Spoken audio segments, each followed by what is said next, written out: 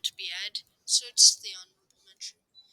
Anyway, it's got one roller coaster, and that is Tiger Tracks. A pretty good one, mouse. Moving on.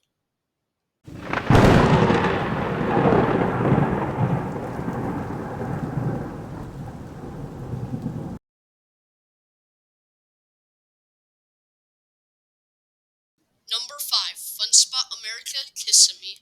I only went on one roller coaster out of the 4, and that one is Mind Blower.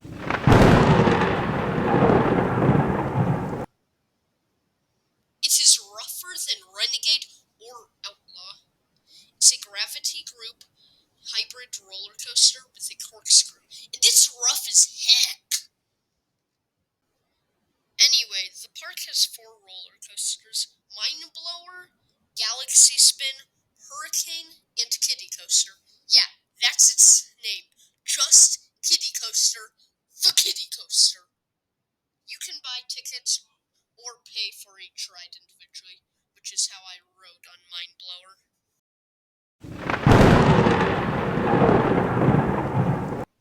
Okay, stop it with the lightning! I mean, come on, who adds these things? Don't add lightning when I say Mind Blur! Ah!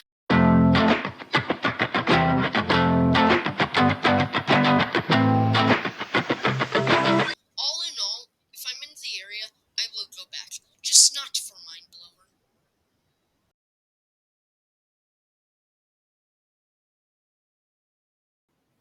Number 4, Nickelodeon Universe, Bloomington. This is a indoor theme park, the theme being Nickelodeon. I went here for my B-Day this year and went on 3 roller coasters: Pepsi Orange Shriek, Fairly Odd Coaster, and Rock Bottom Plunge. There are 2 more roller coasters there, and those are Back at the Barn Hayride, did I get that right? And Avatar Airbender. The cool thing about this park is it's open all year. I don't know what else to say. This park is higher on the list than Fun Spot just because of the better atmosphere and rides. Definitely going to this park again.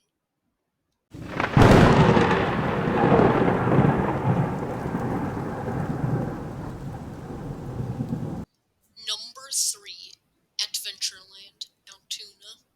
I went there this September, and I was pleasantly surprised. It has a great coaster lineup with 2 wooden coasters, a multi-looper, a spinning, a few family coasters, a 4D free spin. The water park there was the best I've been to, not that that's saying much. The lazy river was cool because you don't need a float.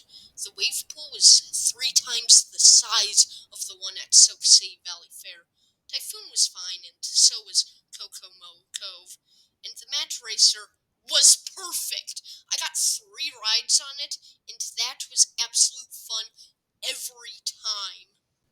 Back to the roller coasters, because that's probably why you're watching this. They've gotten a new roller coaster every other year. Keep this up, and my grandkids can go on a nearby B&M Giga. I loved Monster. It's a Gerstlauer Infinity coaster. A pretty rare credit, seeing as there's only 2 in America and only 11 in the world as of this being recorded. Outlaw, just like Renegade, this GCI Woody is amazing. It holds up for being a 30-year-old wooden roller coaster.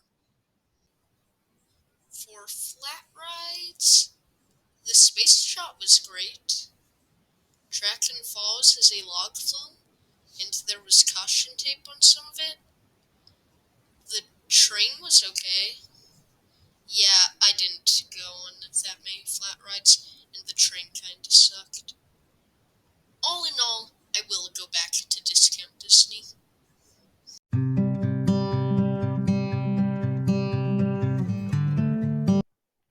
Number 2, Valley Fair. Now, is this a little biased? Yes. It's my home park, and this is the only one I've gone to more than once, and have been on more rides. Anyways, the park. It's got a really great lineup: a hyper, a multi looper, few woodies, a launch coaster, which is also an invert. They could use a B&M invert, but that's a topic for another day. It's worth going there for Renegade alone. Wild Thing and Excalibur are a little underrated. High Roller is pretty fun, and Steel Venom's hold break is epic. Oh, and Corkscrews there. The water park is not as good as Adventure Bay, but it is pretty good. It's got slides, but could use a mat racer. It's got a wave pool that could be better, and it's got a splash pad. There are definitely some improvements that could be made to the water park, but it's still pretty great. For flat rides, Extreme Swing is amazing. The Wave and Thunder Canyon are a great way to cool off in the Minnesota heat. Flying Eagles and Charlie Brown's Wind Up are kinda underrated and very fun. The Antique Oz is kinda fun too. And delirious. So delirious. This is one of the rides you see when driving into the parking lot, and it's so freaking loud. People are getting into the parking lot and you hear it. If you're in line for Steel Vem, it's right next to you and you can hear it. If you're getting a ticket, you can hear it and see it. It is so annoying and loud. Valley Fair, please remove it. All in all, I will head here probably every year. Twice. I highly recommend heading here next year.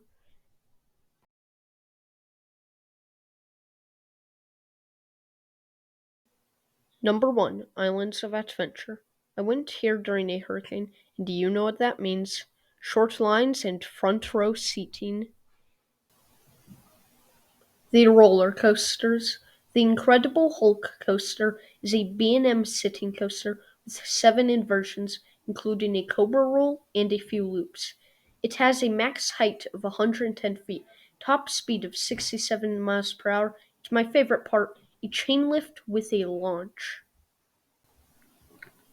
Hagrid's Magical Creatures Motorbike Adventure. That's a mouthful. This ride is in my top 5. It has 7 launches, a max height of 65 feet, a top speed of 50 miles per hour. Now, to a coaster enthusiast, this might not sound that great, except for the 7 launches thing. But out of the 5 roller coasters at Islands of Adventure, and out of the 23 roller coasters I've been on, this has some unique elements that aren't on other roller coasters I've been on. Also, it has great theming in the queue and on the ride.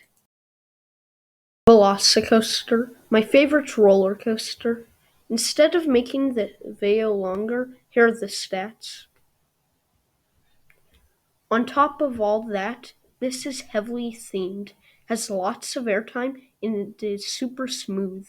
Just like Hagrid's, this has a few unique elements out of the roller coasters I've been on. I didn't go on Pteranodon Flyers, so nothing I can say on that. And as for Flight of the Hippogriff, it's a junior coaster, not much to say on it, but it was fun. That's just the roller coasters of this park, and this is the longest part of the video, so I'm going to end this. Definitely hang back to Islands of Adventure soon. Leave a like and subscribe.